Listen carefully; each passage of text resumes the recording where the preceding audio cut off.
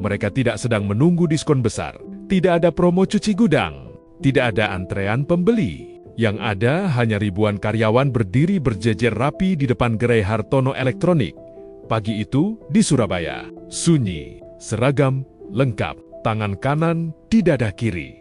Kepala tertunduk dalam, dan ketika mobil jenazah itu melintas perlahan di hadapan mereka, tak sedikit yang menahan air mata. Inilah momen yang viral di media sosial. Momen ketika seorang pemilik perusahaan bukan hanya dilepas sebagai atasan, tetapi sebagai sosok yang benar-benar dicintai. Di dalam mobil itu bersemayam FX Hartono Suprapto, pendiri Hartono Elektronik. Pria yang memulai segalanya dari sebuah toko kecil pada tahun 1978 dan membangunnya menjadi salah satu jaringan retail elektronik terbesar di Indonesia. Tapi hari itu bukan soal angka penjualan, bukan soal cabang di mana-mana, bukan soal status sebagai pengusaha sukses. Hari itu adalah tentang rasa kehilangan. Sebuah permintaan khusus dilakukan sebelum prosesi kremasi. Sang pendiri diajak berkeliling untuk terakhir kalinya ke toko-toko yang menjadi saksi perjuangannya. Sebuah simbol, sebuah penghormatan, seolah-olah beliau berpamitan pada setiap sudut bangunan,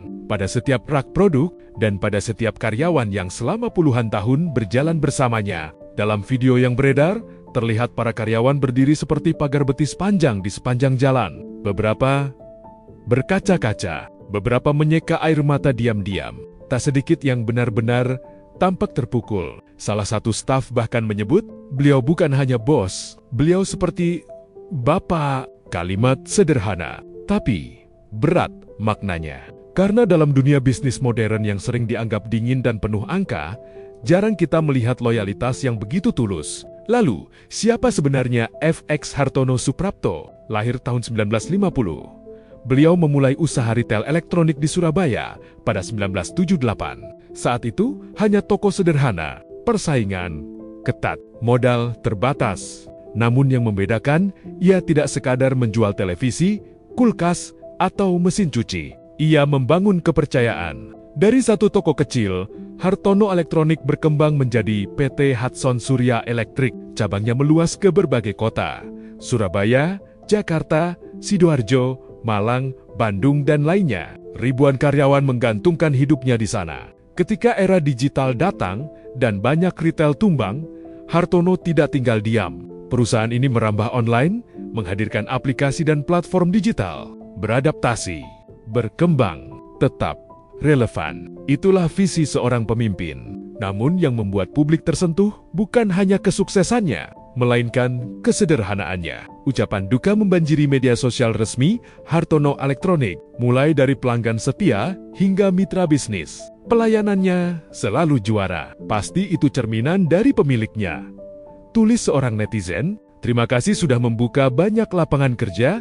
Komentar lainnya, "Jarang ada bos yang dilepas seperti ini." Dan memang benar, loyalitas seperti yang terlihat di video itu tidak muncul dalam semalam. Tidak bisa dibeli, tidak bisa dipaksakan. Itu adalah hasil dari puluhan tahun membangun hubungan, memberikan kesejahteraan, menanamkan rasa memiliki. Hartono bukan hanya membangun bisnis, ia membangun budaya kerja. Biodata singkatnya menunjukkan sosok keluarga yang hangat. Seorang suami bagi Natalina Surjani Sudartan, ayah bagi Roy dan Martin, kakek bagi 5 cucu. Namun di luar keluarga inti, ada ribuan keluarga lain yang juga merasa kehilangan. Karena bagi banyak karyawan, tempat itu bukan sekadar kantor, itu adalah sumber penghidupan.